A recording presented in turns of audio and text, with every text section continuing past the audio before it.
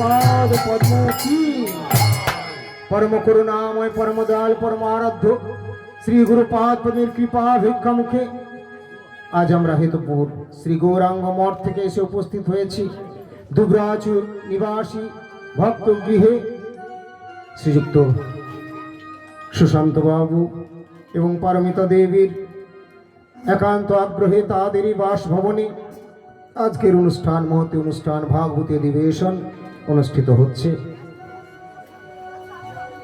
দীর্ঘক্ষণ আমরা প্রভুর কথা, ভক্তির কথা, ভক্তি সিদ্ধান্তের কথা, ভক্তির বিচারের কথা, নিষ্ঠার কথা আলোচনা করলাম, যার মূল বিষয়বস্তু ছিল যে আমরা যেখানেই কথা হবে সেখানেই শুধু ছুটলাম আর বসলাম, যেখানেই প্রসাদ পেলাম সেখানেই বসলাম। এরকমটাই হবে না, বিশেষ করে ভক্তদের ক্ষেত্রে। মহারাজ নিরামিষ হয়েছে, তো নিরামিষ হলেই যে ভোজন করতে হবে বা করব সেটাও নয়। নিরামিষের চেয়ে আরো উচ্চ বিচার হবে, সেটা গোবিন্দের প্রসাদ হয়েছে কিনা। গোবিন্দের প্রসাদ হতে হবে। গোবিন্দের প্রসাদ না হলে সেই নিরামিষটাও কিন্তু অত উচ্চের হলো না, নিম্নের চেয়ে উচ্চ আছে। আমিষ আদি তার চেয়ে নিরামিষ ঠিক আছে, কিন্তু সেটাকে আরো উচ্চের করতে হলে ভগবানের প্রসাদ করতে হবে, ভগবানের ভোগ হবে তারপরে প্রসাদ। এই জন্য গোবিন্দের প্রসাদ। আর প্রসাদ সেবা করলে কি হয়? প্রসাদ সেবা করিতে হয় সকল প্রপঞ্চ জয়। প্রসাদ সেবা করিতে হয় সকল প্রপঞ্চ জয়। গুরুদেব বলেন প্রসাদের অ্যাডভার্টাইজ এমনিতেই করতে হবে না, প্রসাদের ডিমান্ড খুব আছে, প্রসাদের ডিমান্ড আছে। এই জন্য বৃন্দাবনে যখন ভাগবত কথা হয় না, তখন কিন্তু প্রসাদের ব্যবস্থা হয় দিনে এবং আবার রাত্রে, দুবেলা করে 4 ঘন্টা ভাগবত কথা চলে। সপ্তাহ ভাগবত, শ্রীমদ ভাগবত কথা 7 দিন। 7 দিন কেন হয়? কেন 7 দিন ধরে ভাগবত কথার প্রচলনটি রয়েছে? না, ভারত সম্রাট পরীক্ষিত মহারাজ শ্রবণ করতে চলেছিলেন কার কাছে? শ্রীশ্রী সুখদেব গোস্বামী প্রভুর কাছে। মুক্তকুল চূড়ামণি শ্রীশ্রী সুখদেব গোস্বামী প্রভু ভাগবত কথা বলে চলেছেন, আর শ্রবণ করছেন কে? পরীক্ষিত মহারাজ। পরীক্ষিত মহারাজ শ্রবণ করতে গিয়েছিলেন কখন? বিপদে পড়েই কিন্তু গিয়েছিলেন। তাই তোমাদের যদি কারো প্রবলেম থাকে, বিপদ থাকে, কোনো চাহিদা থাকে, কোনো অসুবিধা নেই, সেগুলো নিয়েও সাধুর কাছে, গুরুর কাছে যাওয়া যায়। কিন্তু আমি আগেই বলেছিলাম, যদি দেখা যায় যে ওই যে ট্রেনের স্যাম্পেলের উদাহরণ দিলাম, যে রোজ এর কাছে আমার কাছে স্যাম্পেলটা বেকার নিয়ে যায়, এ কেনে না, মুখশুদ্ধি নেয়, আমলকি নেয়, তারপর আর দেবে না তাকে। সেরকম গুরুও যদি দেখে তুমি শুধু স্যাম্পেলের মতোই নিয়েই যাচ্ছ, কাজে নামবে না, তোমার দিকে আর বেশি দৃষ্টি দেবে না। মাস্টারমশাই যদি দেখেন যে ছেলেটা খুব আমাকে প্লিজিং এর জন্য, আমাকে প্লিজ করার জন্য, স্যার এটা কি, স্যার এটা কি, মানে খুব ভালো পড়ু আমি, প্রশ্ন করছে খুব, সেরকম অনেক আমাদের কাছে শ্রোতা আসেন, জিজ্ঞাসু আসেন, আচ্ছা মহারাজ শাস্ত্রের অমুকটা কি? ভাই আমি জানি না। শ্রী গুরুদেবকে একবার বৃন্দাবনে জিজ্ঞেস করেছে, যখন আমরা ওই ইয়েতে রয়েছি, কি নামটা যেন, ওই ব্রহ্মাণ্ড ঘাটে, ওখানে বৃক্ষতলায় গুরুদেবের উপবেশন করে আছেন যমুনা কিনারে, পাশেই ব্রহ্মাণ্ড বিহারীজি রয়েছেন, মাটি, ওখানে মাটি খেয়েছিলেন। তো কৃষ্ণ হা করে দেখিয়ে দিয়েছিলেন বিশ্ব ব্রহ্মাণ্ডের জন্য ঘাটের নাম হলো বিশ্ব ব্রহ্মাণ্ড ঘাট। তো ওখানে একজন সাধু, মানে এমনি সাধু আর কি, ওর পুরো 1 নম্বর সাধু নয়, সাধুর বেশধারী সাধু আর কি, ভণ্ড ফণ্ড আমি বলবো না, কিন্তু 1 নম্বর নয়। তো এই নিয়ে গুরুদেবকে, হ্যাঁ তিনি আবার একটা চোখ ছিল না তার, তো জিজ্ঞেস করছেন এসে গুরুদেবকে। গুরুদেব তখন কীর্তন করে যেমন, আচ্ছা বলুন তো, ওই কি একটা জিজ্ঞেস করলেন, মানে আপনাদের ভাষাতে আমি বলে দিই, বলুন তো যশোদামায়ের পিসেশ্বরীর মামার ভাইয়ের ছেলেটার নাম কি? এই জাতীয় একটা কোশ্চেন করেছিল। তো গুরুদেব বুঝলেন প্রশ্নটা উদ্ভট এবং অন্তর্যামী, গুরুদেব সেখানে জবাব দেওয়ার প্রয়োজন মনে করলেন না। তিনি কীর্তনে ছিলেন, হয়েছে করে কীর্তন করতে করতে অ্যাভয়েড করে বেরিয়ে চলে গেলেন। সব প্রশ্নের উত্তর সাধু সব জায়গায় দেবেন না, দেওয়ার প্রয়োজন নেই। মহাপ্রভুকে প্রশ্ন করছেন বল্লভাচার্য পাণ্ডিত্য নিয়ে, বলে না উত্তর দেওয়ার দরকার নেই। বলেন আমি, তুমি না দিলে তোমাকে যে লোকে বোকা ভাববে, আমাকে বোকাই ভাবুক। কৃষ্ণ নামের বহু অর্থ না জানি, শ্যাম সুন্দর যশোদানন্দন এই মাত্র জানি। কৃষ্ণ নামের বহু অর্থ না জানি, কৃষ্ণ নাম কি, কতগুলো অর্থ, কেমন ব্যাখ্যা, এত আমার করার দরকার নেই। মহাপ্রভু সহজে বলে দিলেন, আমি কি জানি, শ্যাম সুন্দর হচ্ছে মা যশোদার দুলাল, কুলের ছেলে। মা যশোদার দুগ্ধপোষ্য সন্তান শিশু হচ্ছেন শ্যাম সুন্দর কৃষ্ণ, সেই কৃষ্ণ কানাইয়া লাল রাধা নাথ বৃন্দাবন বিহারী লাল বাকে বিহারী লাল কি। অর্থাৎ মহাপ্রভু বলতে চাইলেন এত ব্যাখ্যা তর্ক যুক্তির দিকে যে লাভ নেই। উনি কৃষ্ণ নামের ব্যাখ্যা ভাগবতের ব্যাখ্যা নিয়ে ভাগবতের শ্লোক বলে দিয়ে চলে গেলেন। ঝুড়ি ঝুড়ি ঝুড়ি ঝুড়ি টাকা পয়সা আপনারাও দিলেন। সব ভাগবত পাঠে আবার বিবাহ সম্পাদন কার্য রয়েছে, নন্দ যশোদা ইত্যাদি, সেগুলি সম্পাদন করায় কৃষ্ণ আছে। কেন পড়বে? বিবাহ হলে কিছু প্রণামী এটা সেটা সোনা দানা পড়ে, পাঠক মহাশয়রাও গুটিয়ে টুটিয়ে নিয়ে ভালোই ভালো। প্রভুপাদ এগুলোকে প্রশ্রয় দেননি। গৌড়িয়া মঠ এসবের ধার ধারে না, কে শুনলো আর না শুনলো। আরো একটা কথা, একসময় রায়পুর মঠে, তখন আমি গুরুপাদ পদ্মীর সাদা কাপড়ের ব্রহ্মচারী গুরুপাদ পদ্মীর কাছে এই পূর্ণ দায়িত্বে ছিলাম, গুরুপাদ পদ্মীর সেবায়। তখন এত মঠ মন্দির হয়নি, এত সেবকে ছিল না, 3টে মঠের মধ্যে আমরা রয়েছি। তো গুরুপাদ পদ্ম ওখানে অলরেডি তখন আমাকে সেক্রেটারি করেছেন, সেক্রেটারি হয়ে আছে। তো কিছু অ্যান্টি লোক, বিরোধী লোক, জগায় মাধায়ের মতো লোক, তারা আমাদের বিরুদ্ধে চলে গেছিল অনেক আগে। এবং তখন তারা বিরুদ্ধে আচরণ করতে করতে করতে করতে এমন দাবি দাওয়াতে নেমে এসছে যেন গুরুদেবকেই সরিয়ে দেবে, মঠ থেকে আর ঢুকতেই দেবে না, গাড়ি ঘোড়া আসলে ঢুকতে দিত না, এরকম অবস্থা। গুরুদেব আমাদের বলতেন, আমাকে বলেছেন, হাসতে হাসতে গুরুদেব বলতেন, এমনি করে কাজ করছেন, ঘবরানা নেই, সব ঠিক হয়ে যায়। আসলে গুরুদেব তো হিন্দি বলেন না, এটা মজাক করতে করতে বলেন না, ঠিক এইভাবেই বলে দিলেন, कोई চিন্তা নেই, कोई टेंशन की बात नहीं, मेरा प्रभु है। হ্যাঁ, এত লোক আন্দোলন করে পাত্তা পাবে? আপনারা এত ভাগবত পাঠ শুনেছেন, শুনছেন, শোনাচ্ছেন, শুনবেন, একটা এরকম মহাপুরুষ আসেনি এখন, একটা এরকম মহাপুরুষ আসেনি। আমি বহু মহাপুরুষের সঙ্গ করেছি, এটা আমার চ্যালেঞ্জ দিয়ে বলার যোগ্যতা রয়েছে। আমি মুখস্থ করে বলি না, আমি মুখস্থ করে বলি না, আমি বই পড়ে বলি না, আমি ইউটিউব দেখে বলি না। আমার গুরুপাদ পদ্মকে যে গুরুপাদ পদ্ম আনয়ন করেছিলেন, তিনি ব্রজের লোক, তিনি প্রভুপাদের অন্তরঙ্গ নিজজন। তিনি তৎকালে ৬৪,০০০ টাকা ব্যাংক ব্যালেন্স ছেড়ে দিয়েছিলেন গুরু ভাইদের হাতে। ছেড়ে দিয়ে তিনি বেরিয়ে এসেছিলেন প্রভুপাদের অপ্রকটের পরে। প্রভুপাদের বিরহ নিয়ে তিনি বৃন্দাবনে যাত্রা করেছিলেন। ভগবত ইচ্ছায় পথের মধ্যে ফিরে এসেছিলেন এবং ঝাড়গ্রাম থেকে পরে চিনপাই। তাই তার গুরু ভাই বলেছিলেন, আপনি সব টাকা দিয়ে চলে গেলেন, আপনি খালি হাতে যাচ্ছেন, নিয়ে যান, কিছু কাছে রাখুন। বললেন, গুরু ভাইকে বলেছিলেন, এই যে আমার কাছে এই যে ব্যালেন্স রয়েছে দেখছেন, হরিনামের মালা ঝোলা প্রভুপাদের দেওয়া, এই মালাতে যে ব্যালেন্স আছে, আপনাদের রিজার্ভ ব্যাংকে, বিশ্ব ব্যাংকেও সেই ব্যালেন্স নেই, আমার লাগবে। খালি হাতে বেরিয়েছিলেন, শূন্য হাতে, শুধু হাতে প্রভুপাদের দেওয়া, গুরুর দেওয়া হরিনামের মালা ছিল। সেই প্রভুজি ওই কান্তি গুরুনিষ্ঠ নামনিষ্ঠ মহাপুরুষ পথে যেতে যেতে তার গুরুভ্রাতা ঝাড়গ্রামে, সেখানে তিনি অবস্থান করেছিলেন গুরুভ্রাতার কাছে।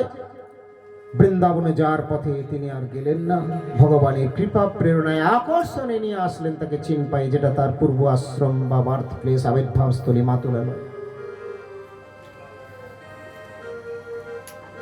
মঠ করার পক্ষপাতী ছিলেন না প্রথমেই, কিন্তু হরিকথা জানাতেন খুব, হরিকথা আলোচনা করতেন সব সময়, হরিকথায় তন্ময় বিভোর, ক্ষুধা তৃষ্ণা বলে তা ছিল না। কখনো দুর্গা মন্দিরে, কখনো কালী মন্দিরে, কখনো কোনো গৃহস্থ ভক্তের বাড়িতে, চালায় বসে, ধারিতে বসে, যেভাবে পেরেছেন। ক্রমে ক্রমে ভক্তরা চাইলেন একটি হরিকথার জায়গা হোক। তারা অনেকে জায়গা দিতে চাইলেন।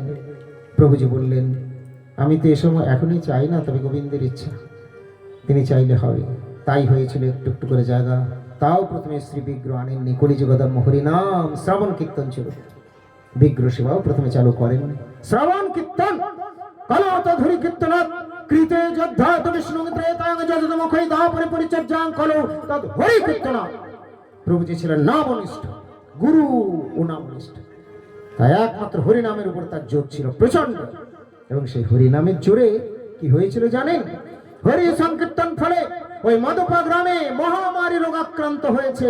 প্রভুজির কাছে খবর আসলো, বললেন, ও তাই, তাহলে চলো হরিনামে সব হয়, চলো আমি সংকীর্তন নিয়ে যাই, তোমরা কেউ ভয় পাবে না, কিন্তু আমার সঙ্গে চলো নির্ভয়ে, তার দায়িত্ব আমার, ভয় পেলে দায়িত্ব আমার নেই, সে ভয়ের দায়িত্ব ভয়ের মধ্যে থাকে। সবাই গিয়েছিল। একজন খোলবালা প্রভুর কথা হয়তো বিশ্বাস রাখতে পারেনি, সেই রোগে যখন এদিক ওদিক হয়েছে, রোগীকে দেখে ভয় পেয়ে আঁতকে উঠেছিল।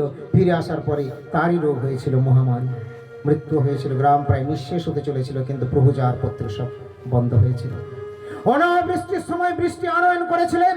সমগ্র এলাকাবাসী দূর দূরান্তের তার গুরুর ভ্রাতারা যারা পুরী ধামে, যারা বৃন্দাবন ধামে রয়েছেন, তারাও জানেন শিষ্য ভক্তিময় ভাগবত গোস্বামী ঠাকুরের অতি মূর্ততা জয়। শ্রী প্রভুজি কি, শ্রী ভক্তিময় ভাগবত গোস্বামী ঠাকুর কি। অনাবৃষ্টি প্রভুর কাছে চলে গেল, আমাদের বৃষ্টি হচ্ছে না, কি হবে? আমাদের চাষবাস না হলে আমরা খাবো কি? গরু বাছুর কিসে থাকবে? প্রভুজি বললেন, গোবিন্দ তো সব দিতে পারেন, তিনি অনন্ত ব্রহ্মাণ্ডের মালিক। আপনারা কি সত্যি সত্যি মন প্রাণ নিয়ে চেয়েছেন, এসেছেন আমার কাছে? না আসতে না প্রভু, আপনি সব পারেন, আপনি রক্ষা করুন। বলেন, বেশ, আমি যা বলবো তা শুনবেন তো? প্রভু, নিশ্চয়ই শুনবো, আপনি বলুন। প্রভুজি জপ লিখে দিয়েছিলেন, এই নাম, ভগবানের নাম করবে, আর কিছু না, মালা তিলক কবচ কিচ্ছু দেননি, ভগবানের নাম, সাধুর মুখের নাম। সাধু বলে দিলেন এই নাম করবে, নির্দেশ দিয়ে দিলেন, দিনক্ষণ বলে দিলেন এবং উপবাস করে করতে বলেছিলেন। গ্রামবাসী সবাই সেই নির্দেশ পালন করে হরিনাম যে জপ দিয়েছেন তাই করতে লাগলেন। এবং ঠিক সেই জপ করতে করতে করতে করতে ক্ষণিক বাদেই শুরু হয়ে গেল আকাশ একবারে মেঘ নেমে আসলো, বৃষ্টি, মেঘে ঢেকে গেল আকাশ, বৃষ্টি শুরু হয়ে গেল। যেই না ঝমঝম ঝমঝম বৃষ্টি, সবার মনে আনন্দ, আনন্দ অপার, আনন্দ আর ধরে না, আনন্দ আর ধরে না। এখন তো আমরা, তখন কিন্তু আরেক আনন্দ, তার ফলে ছোটাছুটি, দেখলে তো ভাগবত ঠাকুরের কৃপা। আর জব করলো না, ওখানে ইনকমপ্লিট থেকে গেল। আস্তে আস্তে ক্ষীণ বৃষ্টি হতে হতে ফুললি স্টপ, বন্ধ হয়ে গেল বৃষ্টি। আবার সেই যেমনকার রোদ্দুর, বৃষ্টি নেই। প্রভুর কাছে বললে সবাই, এই জবগুলো করেছিলি? বলে, না, আমরা তো করিনি, আমরা তো আনন্দে ছেড়ে দিলাম। অনেকে মানত করে, তারপরে পুড়ে গেলে আর দেয় না, বিপদ আছে, চটপট দিয়ে দেয়, ইন্টারেস্ট বাড়িয়ে তো লাভ নেই। অনেকে মানত করে দেয়, আবার ভালো ভক্তরা মানত করে মানত পূর্ণ হওয়ার পরে দেয় না, আগেই দিয়ে দেয় প্রভুকে, তারপরে যা হবে হবে, এরকম। যাই হোক, তো তোরা করিসনি, তোরা জব করিসনি? বলেন, চল আবার প্রভুকে গিয়ে বল। বলছেন, আমি যেতে পারবো না, সবাই ভয় পাচ্ছে। তারপরে যাই হোক প্রভুজির কাছে আবার গেল, ভয় ভয়। প্রভুজি তখন চিনপাইশ্রী ভাগবত আশ্রমে দোতলার মধ্যে রয়েছে। তো পরে জানতে পেরে বেরোলেন, উপর থেকে আবার বেরোচ্ছিলেন। প্রভু তো সূর্যের মতো ছিলেন। প্রভু বলতেন, আমি সূর্যের মতো, কিন্তু আমি চলে গেলে, সূর্য চলে গেলে চাঁদ দেখা যায়। গুরুদেবকে বলতেন, এই শ্রীধর হচ্ছে চাঁদ, চাঁদের আলো, সূর্য চলে যাওয়ার পরে তার স্নিগ্ধতা, তার মধুরিমা, মাধুর্য, এগুলো সব পরে আশ্বাস দিতে হবে। আমি আছি এখন সূর্য, চাঁদ ঢেকে থাকে। তো যাই হোক, এইভাবে প্রভুজি তখন সেই জবগুলো, হ্যাঁ, জিজ্ঞেস করলেন, তোমরা জব করে কি ব্যাপার? না প্রভু এরকম। আমি তো জানতাম। প্রথমেই রেগেছিলেন, হুঙ্কার করলেন, আমার কাছে এসে লাভ নেই, আমার কাছে এসে লাভ নেই, আমি আবার কি করবো? তোমরা সাধুর কথাটাই শোনোনি, তোমরা যেই না শুরু দেখলে সব ভুলে গেলে, ছেড়ে দিলে। এরকম লোককে তো আমি কথা বলি না, তোমরা সাধুর কথাই শোনোনি, যাও। বেশ কিছুক্ষণ রেগে থাকলেও সাধুর হৃদয় হচ্ছে কোমল নবনীত সমানা, করুণার মূর্ত বিগ্রহ সাধ বিগলিত হলেন। বলেন, যাও, আর ভুল করবে না, এই জবগুলো সম্পূর্ণ করো, তোমাদের বৃষ্টি তো অবশ্যম্ভাবী পুনরায় হবে, কিন্তু এটাই লাস্ট, এভাবে আর কিন্তু বলা যাবে না। প্রভুর নির্দেশ পেয়ে তারা প্রথমে উচিত শিক্ষা হয়েছিল। পুরো গ্রামবাসী, হোল ভিলেজার্স, তারা কিন্তু ঐকান্তিক ভাবে জপে লেগেছিলেন। সেই অনাবৃষ্টিতে 7 দিন প্রবল ভাবে মুষলধারে বৃষ্টি হতে লেগেছিল। একবারে নদ নদী, নদী নালা কোথাও আর বাকি থাকলো না, জলে জলময় পরিপূর্ণ হয়ে গেল, ভরপুর হয়ে গেল, জলে জলে চতুর্দিক। কিন্তু হরিনাম তখনও চলছিল। প্রভু বললেন, হয়ে গেছে সম্পূর্ণ ঠিক। তারা হরিনাম জপগুলো করেছিল। যখন এই বৃষ্টি প্রবল বর্ষণ হতে শুরু করেছে, আর জপ ছাড়েনি, জপ সম্পূর্ণ করেই তারা প্রভুর নির্দেশ পালন করেছিল। তার ফলে 7 দিন ধরে একবারে বর্ষণ, প্রবল বর্ষণ চলেছিল। যে অনাবৃষ্টি ছিল সব একবার মিটিয়ে দিল, পুকুর নদ নদী সব পরিপূর্ণ হয়ে গেল। জয় জয়কার হলো শ্রী ভক্তিময় ভাগবত গোস্বামী ঠাকুর। তিনি ছিলেন একজন লিভিং সোর্স। তিনি প্রভুপাদের কেমন পৃষ্ঠজন, আমার গুরুপাদ পদ্মে যে প্রভুজির কেমন পৃষ্ঠজন। গুরুদেব হুঙ্কার করে একসময় বলছিলেন না, বলেন তোমরা আসুক, ওই জচ্চরগুলো ভণ্ডগুলো আমি বলে বুঝিয়ে দেব, আমি তাদের দাঁতগুলো ভেঙে দেবো। প্রথমে এটা বলেছেন, তারপরে দেখছেন না আজকাল তো সব আবার ভুল বুঝে যদি আবার এদিক সেদিক করে, মানে ওনার ভগবত ইচ্ছায় আসছে পুরো, পরক্ষণে বলেন শাস্ত্র যুক্তি দিয়ে, নাহলে দাঁত ভেঙে বলে সাধু মারামারি করছে নাকি। সে কত বড় পণ্ডিত হয়েছে, আসুক আমার কাছে, আমি তার দাঁতগুলো ভেঙে দেবো শাস্ত্র যুক্তি দিয়ে। মানে ওইভাবে উনি লাঠি ধরেন না, মারবেন না, ঘুষি পায়, কিন্তু এই হচ্ছে সাধুর কাছে দাঁড়াতে পারবে না। আমি কত বড় গুরুনিষ্ঠ, আমি কেমন গুরু, আমি কেমন ভাগ্য ঠাকুরের লোক, আমি দেখিয়ে দেবো।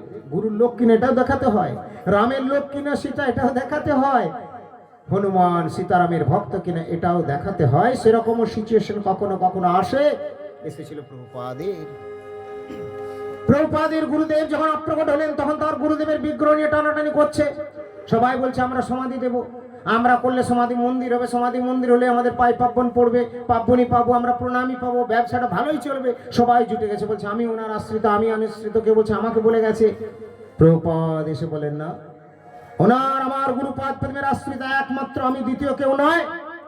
উনি আমাকে সব কৃপা নির্দেশ দিয়ে গেছেন। থানা পুলিশ প্রশাসন হয়েছিল, বড় বাবু পর্যন্ত এসে উপস্থিত হয়েছিলেন, তৎকালীন পত্রিকায় ছাপা হয়েছিল, আপনারা দেখে নেবেন গ্রন্থ।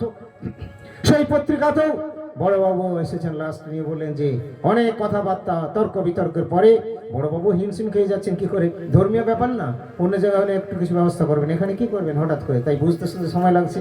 তো বললেন এই সবাই দাবি দেওয়া করছে, বলেন আমার গুরুদেব, আমার গুরুদেব। বলেন না, ওনারা কেউ নন, একমাত্র আমি শিষ্য। বলেন প্রমাণ কি? প্রমাণ, এরা কেউ গুরুর না। মানে যদি কেউ গুরুর কাছে দীক্ষা হয়েওছে তাহলেও স্বীকৃতি পাচ্ছেন না, এরকম কোন একটা ব্যাপার ছিল। এরা কেউ গুরুর না। এরা যদি কেউ অসৎসঙ্গ না করে আছে 6 মাস, আসুক আমার গুরুদেবকে স্পর্শ করুক। বাবাজিদের কম্পন ধরে গেছে। 3 মাস, 1 মাস, 3 দিন, 3 দিন যদি এরা শুদ্ধতার মধ্যে আছে, আমার গুরুদেবকে স্পর্শ করে। বড়বাবু বলছেন আপনি যে কথা বললেন তার সত্যতা কি করে বোঝা যাবে? বলেন ওনাদের আসতে দিন। 3 দিন যদি না আছেন, অসৎসঙ্গ করে কোন রকম শাস্ত্র, আসুন স্পর্শ করুন। শেষে একদিনও হয়নি অসৎসঙ্গ ছাড়া, পিছু হটতে শুরু করেছিলেন। ওই তেজস্বী মহাপুরুষকে স্পর্শ করা অত চারটিখানি ব্যাপার নয়। তারপরে প্রভুপাদের হুঙ্কারের পর, তাই কখনো কখনো এরকম পরীক্ষা দিতে তো হয়। এই জন্য গুরুপাদ পদ্ম একবার হুঙ্কার দিয়েছেন বা দেন কখনো, তোমরা কত বড়।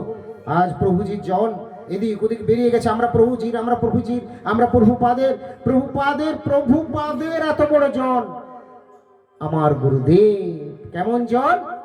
যার কাছে প্রভুপাদকে অভিন্ন শ্রী বৃষভানু নন্দিনী রাধারানীর অভিন্ন প্রকাশ, শ্রী বার্ষভানবী দ্বৈত দাস, বার্ষভানবী দ্বৈত দাস আমার প্রভু, আমার প্রভুপাদ বার্ষভানবী দ্বৈত দাস, আমার প্রভুপাদ বার্ষভানবী দ্বৈত দাস, আমার প্রভুপাদ বার্ষভানবী দ্বৈত দাস, আমার প্রভুপাদের নিজ জন ভাগ্য ঠাকুর, ভাগ্য ঠাকুরের প্রাণ ধন আমার গুরুদেব। প্রভুপাদের নিজ জন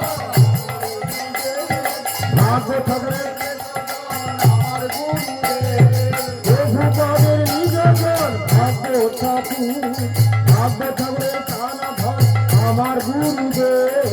প্রভুপাদের নিজ জন ভাগ্য ঠাকুর, ভাগ্য ঠাকুরের প্রাণ ধন আমার গুরুদেব। আমার প্রভুপাদ, আমার প্রভুপাদ, আমার গুরুদেব, আমার প্রভুপাদ, আমার গুরুদেব।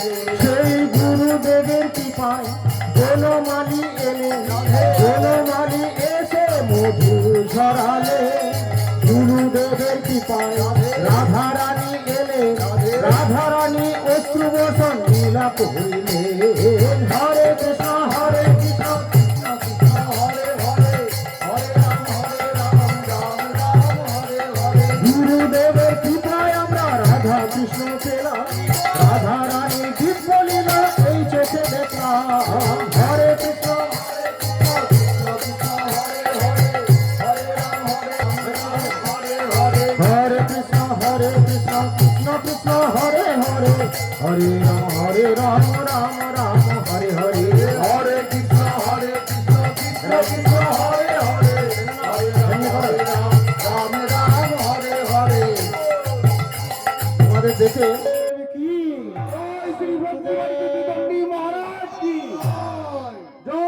ভক্তি বাড়িতে দ্বিদণ্ডী মহারাজ কি, জয় শ্রী গুরুপাদ পদ্ম কি, জয় শ্রী রাধা রানী কি, জয় শ্রী বনমালী কি, আজকের এই ভাগবতীয় অনুষ্ঠান কি।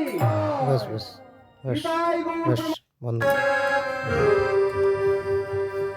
রাজার বচন শুনি ব্যাসের নন্দ, কৃষ্ণের মহিমা হইল হৃদয়ে স্মরণ, নয়নে আনন্দ জলে পুলকিত অঙ্গে, মজিল ব্যাসের সুত আনন্দ তরঙ্গে।